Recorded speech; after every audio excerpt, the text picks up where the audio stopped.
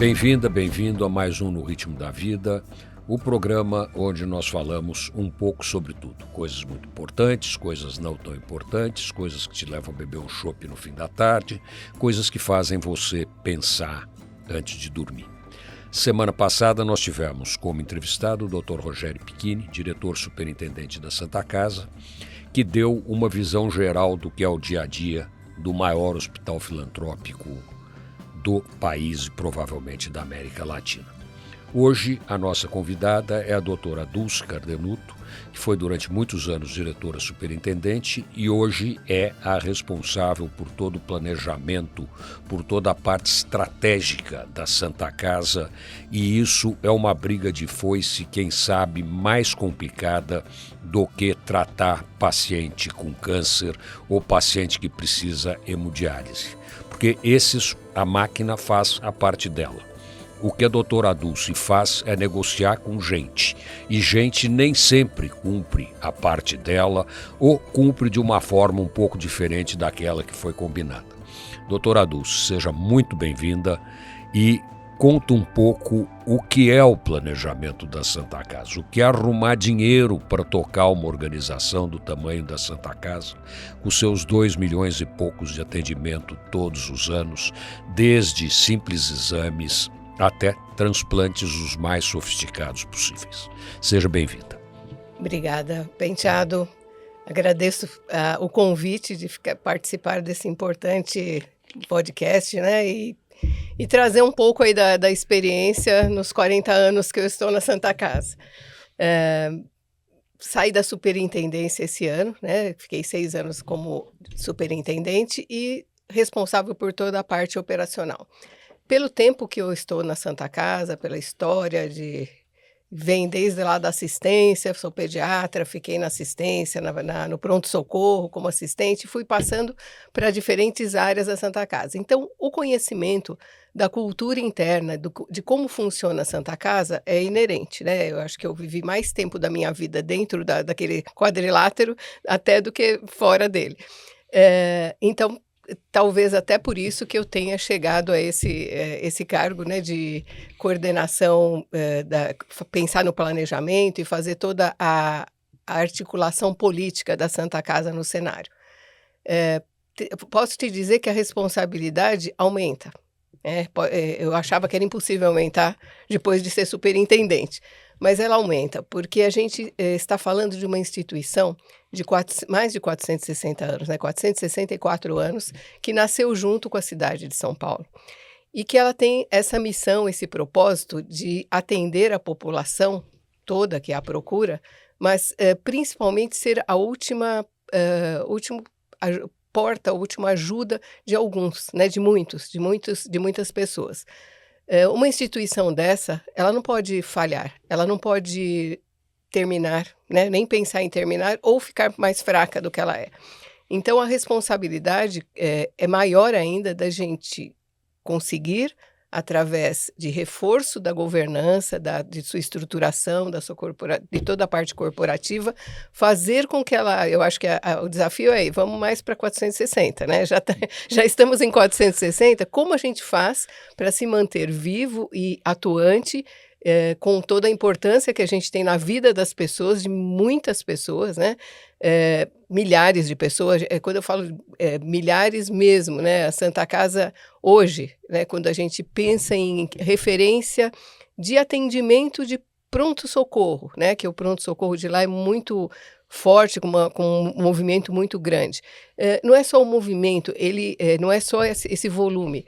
Ele suporta 10 milhões de pessoas, com suas especialidades, com as ultra, né, especialidades, a neurocirurgia, a cirurgia cardíaca. A gente olhando para isso, a Santa Casa suporta, no seu pronto-socorro, apoio a 10 milhões de pessoas. É muito maior do que muito país europeu, né? Com certeza. E a Santa Casa acaba de conseguir uma negociação muito interessante para a Santa Casa, que dá um certo fôlego, até perigoso falar isso, porque gente do governo ouve e diz, podemos cortar o dinheiro deles, que é outra coisa que de vez em quando acontece, cortam o dinheiro da Santa Casa, mas foi uma negociação muito importante. Você pode contar um pouco o que aconteceu? Então, a Santa Casa tem uma dívida bancária, né? E essa dívida bancária foi adquirida no decorrer da história, dos anos, para financiamento do próprio SUS, né? Pelo subfinanciamento, como ela mantém o atendimento ininterrupto, acabou tendo que se endividar, né? E a dívida bancária veio junto, né? Há 10 anos ela era muito maior, ela veio sendo equacionada, mas ainda uma dívida bancária que acomete, machuca muito o dia a dia, né, porque, mensalmente parcelas, né, que poderiam estar sendo, recurso que poderia estar sendo destinado totalmente para assistência, tem que ser destinado para pagamento dessas dívidas. Então nessa negociação, que foi agora recente, né, coisa menos de 10 dias, que a gente assinou o contrato com a Caixa, houve uma reestruturação da nossa dívida. Através o Ministério da Saúde e o Fundo de Garantia, o FGTS, serviu como o lastro, né, foram 8 bilhões que foram destinados para pensar na reestruturação das Santas Casas, e o Ministério da Saúde colocou alguns regramentos e a Santa Casa de São Paulo se enquadrou em todas as regras, né, de utilização desse recurso. Tivemos uma corrida contra o tempo, porque houve uma medida provisória determinando essa estrutura toda, né, essa estruturação, que já estava findando, tinham 15 dias para resolver. E em 15 dias a gente fez realmente uma corrida contra o tempo e a Santa Casa de São Paulo conseguiu estruturar a sua dívida bancária toda, né, ela saiu dos demais bancos e ficou com a dívida toda na Caixa Econômica, e também que melhorou a taxa de juros de todos os bancos que a gente vinha pagando, e alongou. Isso também foi muito bom para nós, porque alongou em 180 meses. Então, o dia a dia do superintendente atual, do Dr. Rogério, melhora um pouco, porque a parcela mensal de pagamento da dívida caiu bastante, mais do que metade da parcela. Então, facilita para que a gente coloque isso na assistência de uma forma mais da liquidez, né, no dia a dia. E aí tem que se dizer uma coisa, isso não é de graça, isso come patrimônio da Santa Casa. A Santa Casa tem um patrimônio construído ao longo dos séculos, principalmente por doações de pessoas e de empresas ao longo do tempo, importante, principalmente um patrimônio imobiliário, que é provavelmente o que dá maior tranquilidade para os credores da Santa Casa. Sim. Sabem que a Santa Casa tem um patrimônio muito maior do que a dívida da Santa Casa. Mas esse patrimônio às vezes precisa ser vendido, às vezes precisa ser alienado, às vezes precisa ser dado em garantia, às vezes o banco com quem a gente lida não é tão bom quanto a Caixa ou outros bancos que têm uma visão social mais importante. Tem bancos que olham a Santa Casa como se ela fosse um escritório de agiotagem ou coisa que o valha, mas de qualquer forma a Santa Casa agora conseguiu, graças a um trabalho incansável da equipe da doutora Dulce, principalmente, com apoio do Dr. Paulilo, que era o provedor, e do Dr. Mansur, que é o atual provedor, negociar isso com participação. Aí eu quero fazer um elogio especial ao vice-presidente da República, Geraldo Alckmin. Sim. Foi ele que se sensibilizou para essa realidade e montou esse programa inteiro que resultou nessa medida provisória. Então, muito obrigado, doutor Geraldo Alckmin, sua participação foi muito importante, de outra forma isso não teria saído, mas o trabalho da doutora Dulce é de deixar qualquer um completamente maluco. Como é que você mantém a sua sanidade? Aí você está dizendo, você já está partindo do suposto que há sanidade. Há quem diga que assumir tamanhos desafios desse já denotem algum grau de insanidade, né? Mas não, eu acho que a recompensa profissional que a gente tem, eu digo bastante isso e assim sinto bastante isso. Tem dias mais fáceis, dias mais difíceis, né? Nos dias que está mais difícil e que a gente não está enxergando muito o caminho e fala, nossa, como é que nós vamos sair dessa situação? É só andar pelos corredores, né, e isso a gente tem de bem positivo. Sai e anda no quadrilátero naqueles corredores. A primeira saída você já vai ver passando uma maca, aí você vê passando uma isolete com um bebezinho dentro indo para o exame de imagem, e as pessoas que estão ali, o agradecimento que elas têm, a recompensa que elas têm no seu tratamento em saúde. Ou andar ali na área da quimioterapia, né, onde as pessoas estão recebendo o seu tratamento, o seu que ambulatorial, a gente tem uma área bastante grande, então as pessoas ali gostam de conversar, de agradecer, falar o tanto que a Santa Casa fez diferença na vida delas. Então é isso que nos move, né? Então a gente olhar o propósito que a Santa Casa tem. E aí a responsabilidade é essa, é muito grande, porque a gente não pode deixar, né, essas pessoas sem o que elas precisam, o seu atendimento. E isso é uma negociação extremamente complexa, porque a Santa Casa tem uma residência muito importante para o sistema de residência no estado de São Paulo. A Santa Casa é hospital universitário, quer dizer, tem uma faculdade de medicina, ou mais de uma faculdade de medicina, que usam os hospitais da Santa Casa para formar os seus alunos. E como é que é negociar isso tudo? É mais um fator de complexidade, né? Além da complexidade da assistência, a gente ter a saúde tão dentro, né? Tão visceral, né? Nos hospitais. Quando a gente fala de faculdades, as 3 de São Paulo, as mais antigas, foram criadas lá nos corredores da Santa Casa, né? O Hospital das Clínicas não existia, a USP fazia, os alunos da USP faziam seus campos de estágio dentro da Santa Casa. Quando construiu o Hospital das Clínicas, década de 40, saíram, mas em seguida já vieram, né, os alunos da Escola Paulista de Medicina, que não tinha a Unifesp, né, que não tinha ainda o Hospital São Paulo como hospital de ensino. Também ficaram muitos anos lá. Quando eles saíram, a Santa Casa não suportou ficar sem alunos, né? E aí eu leio bastante as atas até antigas, né, de reuniões do conselho, da nossa mesa administrativa, e houve uma discussão durante alguns anos, né, não chegou a muito tempo não, alguns meses, chegou 1 ano e pouco, até conseguir recurso para que se abrisse uma fundação para que se abrisse a Faculdade de Ciências Médicas da Santa Casa de São Paulo. Então foi criada uma fundação para justamente não comprometer a assistência e criar uma área de ensino. Então a história vem muito forte, né, da educação também, há muito tempo.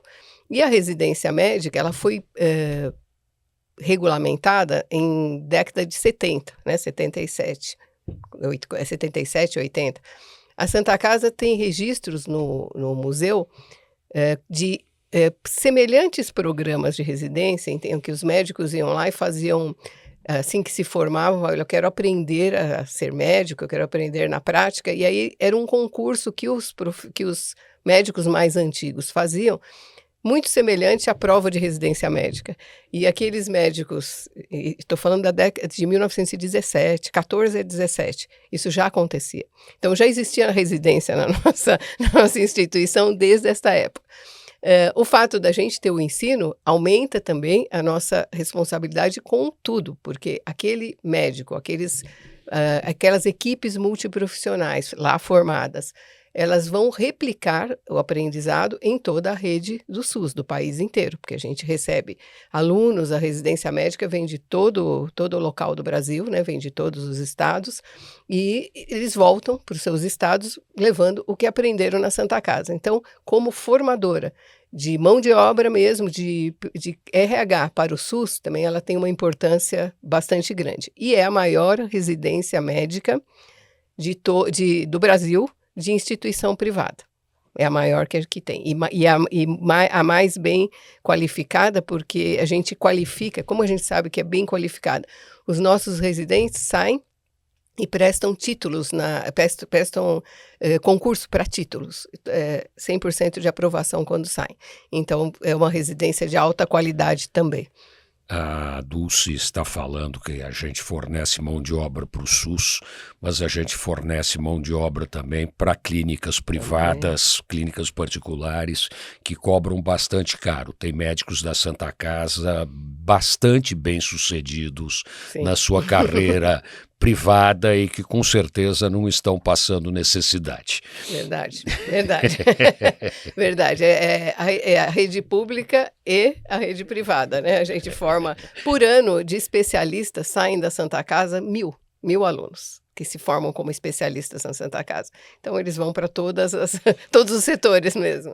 Inclusive, tem algumas grandes organizações de saúde privadas que procuram parcerias com a Santa Casa justamente para conseguir mão de obra qualificada para suas unidades hospitalares. Exato, exato. E a nossa área de educação, né, pensando em planejamento, é a área que ainda tem muito a crescer, né? A Irmandade como educação, ela tem um caminho ainda bastante amplo aí para trilhar, que vai desde a graduação, que a gente já é uma instituição de ensino superior, então a gente já tem 2 cursos, um já em andamento e outro já aprovado para iniciar, de gestão em saúde, o outro é terapia ocupacional, e fora isso, as áreas de pós-graduação médica, né? Os cursos mesmo de formação e especialização, que a gente tem uma gama muito grande aí de cursos para colocar no ar. Então tem muita coisa, assim, de planejamento da educação, tem muita coisa que a Santa Casa está entrando e vai aprimorar. Você falou um pouco de insanidade. Eu me lembro quando meu nome foi lançado para provedor, minha família ficou uma fúria. Mas para você ver que a coisa é tão insana, minha filha foi eleita para a mesa administrativa na última eleição. Então, isso é uma questão que está no sangue. A Santa Casa é uma coisa que você não consegue se desligar de uma forma tão fácil assim e passa de pai para filho, sim. E é muito bonito que isso aconteça. Sim, porque é o espírito da Santa Casa, né? Como ela foi criada, né? A forma como nasceram as Santas Casas e como nasceu a nossa Santa Casa, né? Então, é pensar que a sociedade criou, né? Foi uma união de pessoas, né, da sociedade que quiseram abrir aquilo para fins de atendimento. Então, a finalidade, o início já é muito bom, né? Então, a gente perpetua e esperamos que a gente consiga perpetuar o propósito e fortalecendo as bases que a gente tem de governança, que já são muito fortes, né? Quando me falam, eu faço bastante coisa na área de governança, muito curso, participo de muitos eventos, e aí quando começam a falar de empresas e fortalecer governança para manter empresas, e aí falar, as Santas Casas precisam fortalecer nisso. Sempre precisa, toda empresa está sempre tendo que rever e vendo a forma que ela vai se posicionar perante o cenário atual, né? Mas não tem nada, muito poucas empresas, né, no Brasil que duraram 460 anos. Então, não podem dizer que não há governança. Há governança muito forte e que a gente só precisa talvez se posicionar de uma forma mais, se comunicar de uma forma mais fácil, né, para que a sociedade entenda, mas a nossa governança ela é bastante robusta. E aqui eu quero de novo fazer um elogio para o sistema dos hospitais filantrópicos e das Santas Casas no Brasil. Mais de 60% dos procedimentos de alta complexidade realizados pelo SUS são feitos pelas Santas Casas e pelos hospitais filantrópicos. Não é só a Santa Casa de São Paulo. Nós temos Santas Casas de todos os tipos, são mais de 600, se não me engano, não é isso, Dulce? No estado de São Paulo... No Brasil. São 440 no estado de São Paulo. No Brasil, são quase 1.900, 1.800. Pois é, em 1.900 instituições, organizações completamente independentes uma das outras, você vai ter de tudo. Vai ter o bom, o muito bom, o não tão bom e o ruim. E o picareta faz parte também. Mas, com certeza, a maioria dos hospitais filantrópicos do Brasil estão longe de ser picaretas. É gente que se dedica, é gente que doa seu tempo, porque ninguém é remunerado para fazer isso. É gente que compra uma briga de foice no escuro, que é tratar a saúde no Brasil. Tratar a saúde no Brasil, em São Paulo, já é complicadíssimo. Imagine numa quebrada no interior de Roraima, ou uma quebrada no interior do Acre, ou uma quebrada no interior de São Paulo mesmo. Não vamos imaginar que São Paulo é tudo uma beleza, porque não é. E esses hospitais fazem, sim, a sua parte e mais de 60% dos atendimentos de alta complexidade do SUS são realizados por eles. É, isso mesmo.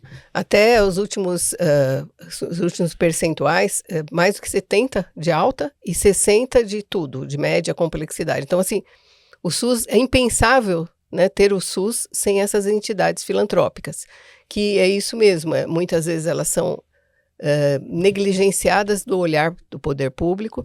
E o que acontece? A gente está falando de sobrevivência de 460 anos, sobrevivência não, de viver 460 anos, a Santa Casa de São Paulo. Quantos governos passaram? Quantas secretarias mudaram, né? Quantos viés políticos passamos, né? E quantos nomes foram esquecidos pela sua absoluta insignificância diante daquele desafio de tocar a saúde de um estado numa determinada época. Exato. E a Santa Casa segue aí, viva, forte, e não só ela. Se você pegar a Santa Casa da Bahia, por exemplo, é tão antiga quanto a nossa. Sim. E está aí firme e forte. A Santa Casa de Santos está aí firme e forte, e são organizações do século XVI, quer dizer, e que cumprem o seu papel. Sim.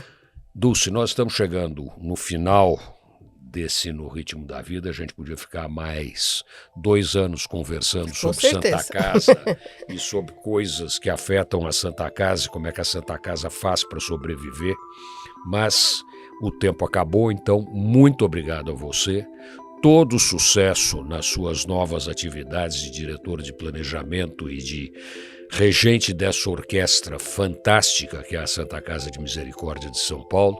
E obrigado a você que nos acompanhou. E eu espero que esses 2 últimos programas tenham dado uma visão, pelo menos para você pensar antes de dormir, da importância de uma instituição como a Santa Casa de Misericórdia de São Paulo. Até o próximo No Ritmo da Vida.